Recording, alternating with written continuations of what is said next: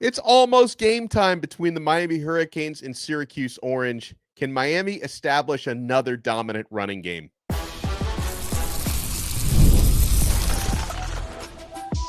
You are Locked On Canes, your daily podcast on the Miami Hurricanes, part of the Locked On Podcast Network, your team every day.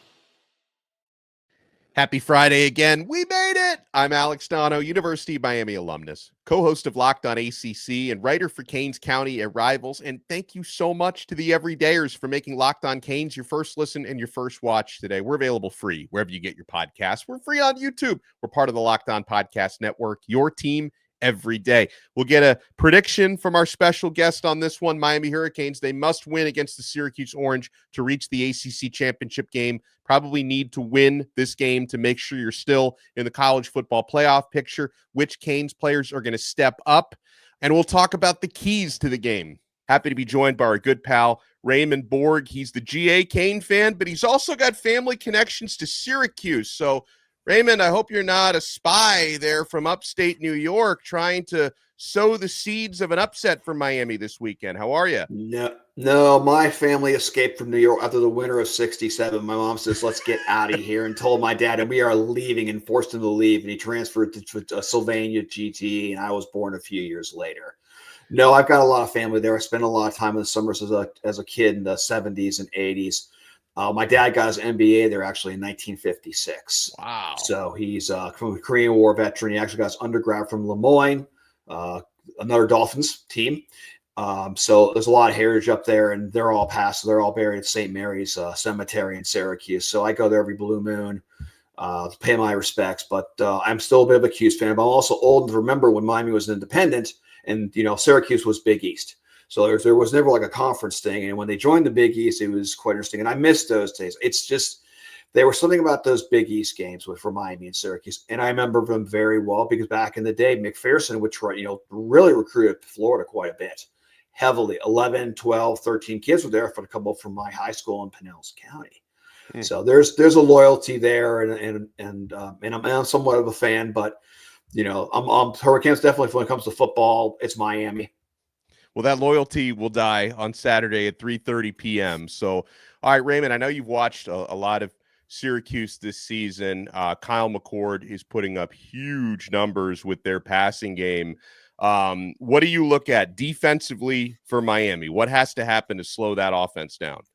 Control their receivers. They have multiple receivers that are really good. They also run multiple tight end sets, what I'm really impressed with. Specifically, I've seen them basically run 3 tight ends against UConn on the left-hand side, and one of them was a running back, and they gave him the ball, and it got out to the goal line.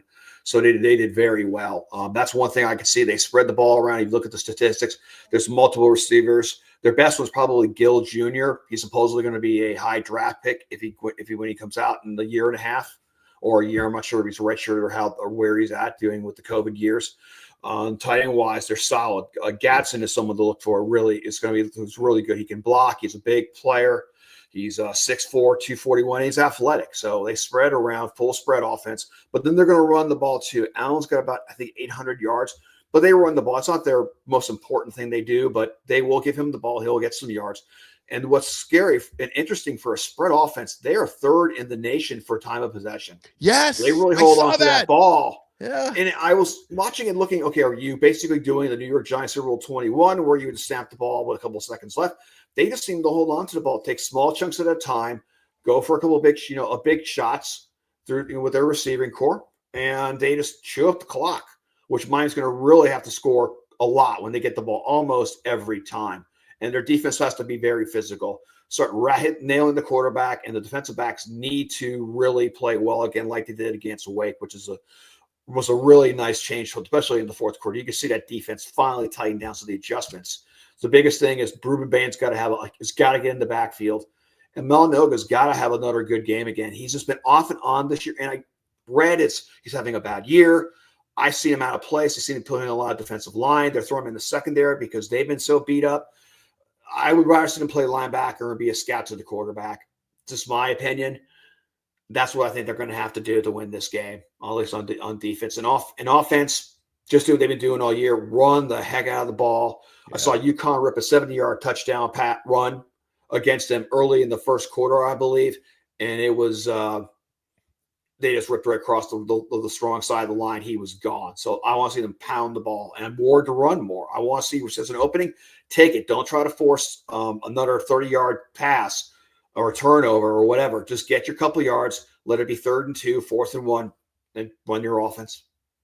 Something that we've talked about a lot this week, Raymond, is Syracuse really – they need to win the turnover battle, we all believe, to beat Miami. That's something our guy Jackson Holzer from Locked On Syracuse has been preaching all week.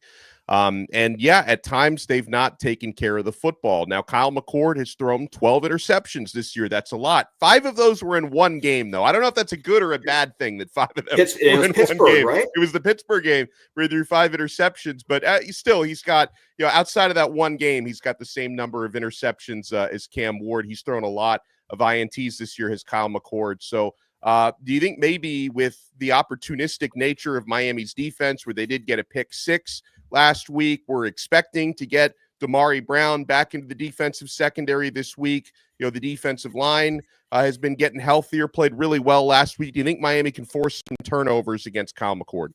Yeah, absolutely. They need to basically be in the backfield and rattle him and hit him a couple of times within the rules, but they've got to rattle him and take shots on him when they can. Get him out of his rhythm. He's not really a running quarterback. He's a pocket passer, and let him get uncomfortable, and then let him make the mistakes. So what do you expect on offense for Miami?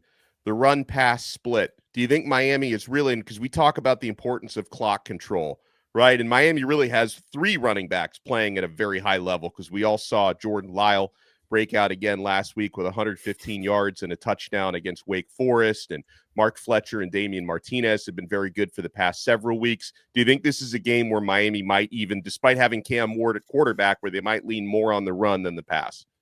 I think a little bit. I still think it'll be a 50-50 split, because, Ward is a great passer. He's had an incredible year. He's going to break all the records for Miami. He's going to be at Heisman Trophy, but I think they've got to definitely balance the run game. And I think that's what they want to do. Slow the game down. Let Ward do what Ward does. Let him get the passes. And, we've got Restrepo. We've got Sam Brown Jr., Jacoby George, who's having an incredible I don't want to say a comeback year, but most improved player is going to have to be him when they give the awards out at that team banquet. Yeah. But definitely even out, keep the Syracuse defense guessing of what they're going to do. And they've got the offensive line to maul that defensive line from Cuse against the Orange Man. They should have no problem with that, but balance it. I think we're always saying I'm the old guy. I don't want to see him throw 70% pass. Run the ball. Take your time. Just keep it a boring game. Save it for SMU next week. Yeah, I love big passing plays, don't get me wrong, but the plays that really get me, like jumping off my seat or jumping off my couch, are when Jordan Lyle is stiff-arming a defender over, and when Damian Martinez is dragging 4 bodies into the end zone. Like, those are the plays that really get me going. We'll continue the conversation. Something we're wondering about, how's the crowd going to be Thanksgiving break? Is this going to be a somewhat quiet dome for the Hurricanes to visit this weekend? Key players, key matchups. Guys, you want to keep it locked right here. We're only getting started on this brand new episode of Locked On Canes. I'm only getting started with the Game Time app. Guys, this is the only ticket app that I use. You're getting the best deals on tickets, and the prices actually get lower the closer you get to the event. So if you procrastinate like I often do, you actually get rewarded for that with the Game Time app.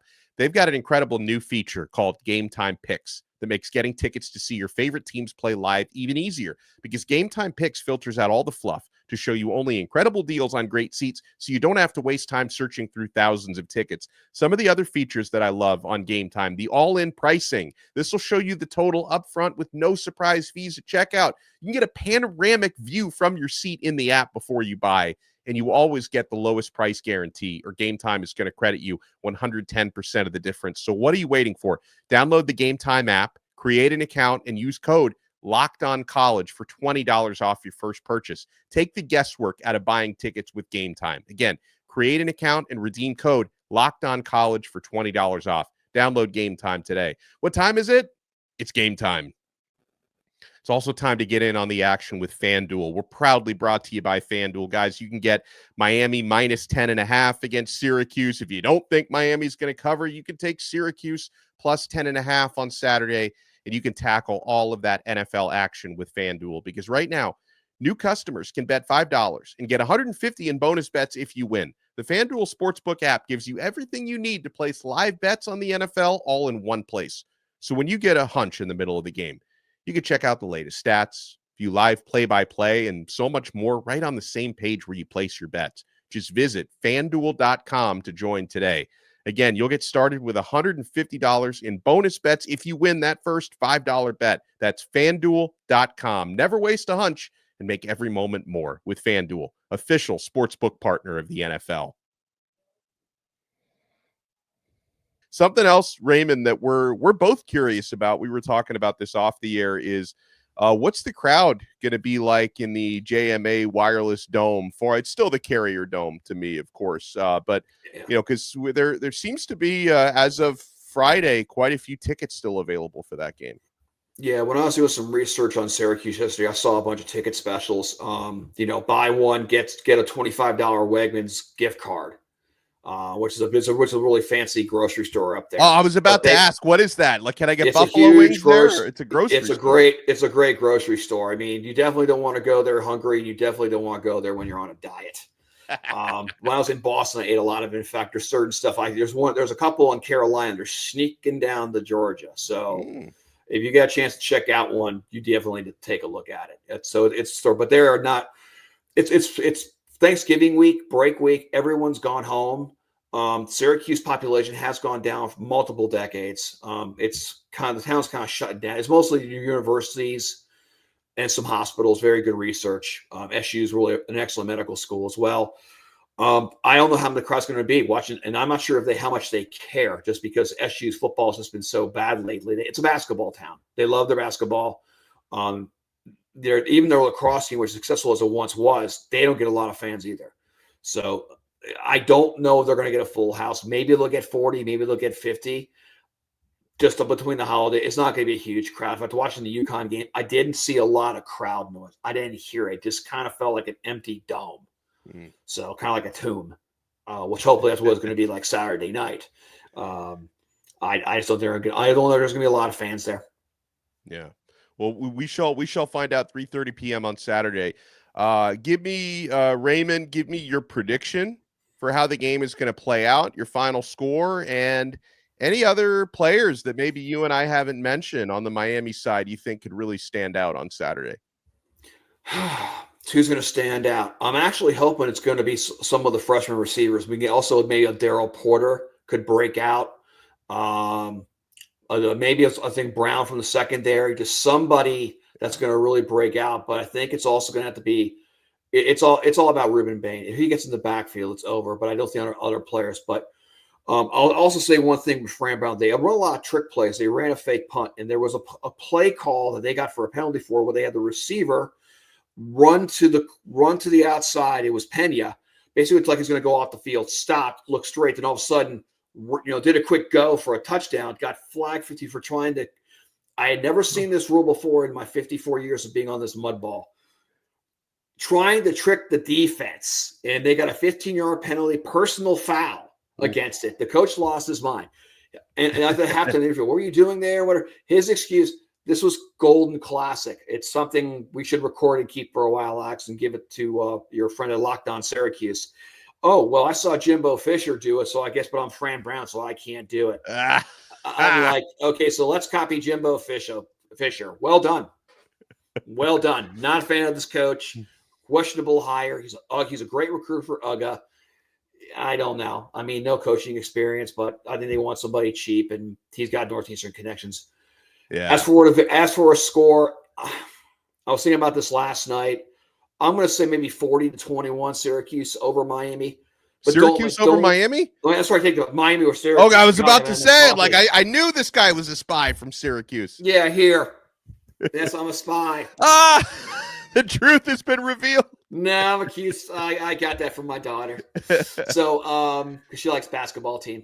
So it's 48. It should be mine. Should be 48-21. But don't let Houston in this game and don't give them any confidence. We know what happens if you give the opponent some confidence. They're going to start. It's going to be a tight game all the way. It's going to be another. You're going to be breathing in the bag, Alex, and I really worry you about that. Yeah, man. There's been so many games this year. You know, the Virginia Tech game, the Cal game, a lot of the Louisville game. I know Miami was usually ahead, but that was back and forth. The Duke Wake game, even though too, was Wake kept it tight till about the fourth quarter. They did. I have the same paper bag I breathe into during every game. It's probably not a new one. You want to claim me have germs in it? You know, it's cold and flu. Probably is germs in there. We gotta take care of yourself, man. So really? There. Yeah. Oh, there you go. See, the real mascot comes out. Yeah, we're gonna turn that orange man. They don't even call it the orange man anymore. It's just the orange now. It's like I call it the orange man to the day I die. That's because Nike wanted to change the marketing with their athletic director. They got it, but the Boeheim got and all like half for all those games and all the other issues. They did that because Nike wanted to call him the orange, and most people I know can't stand it. Well, we're going to turn that orange into juice on Saturdays. We're going to squeeze the juice. OJ Frederic is going to squeeze that juice. We appreciate your time. Raymond Bourg, you guys know him as GA Kane fan. Raymond, thank you so much for the time and enjoy the game on Saturday. Take care. Have a good hope you had a good Thanksgiving and everybody else out there. Thank you. Hope everyone had a great Thanksgiving. I ate way too much. I'm sure we all did. We'll talk to you guys again next time on another episode of Locked On Canes. We are part of the awesome Locked On Podcast Network. Your team every day.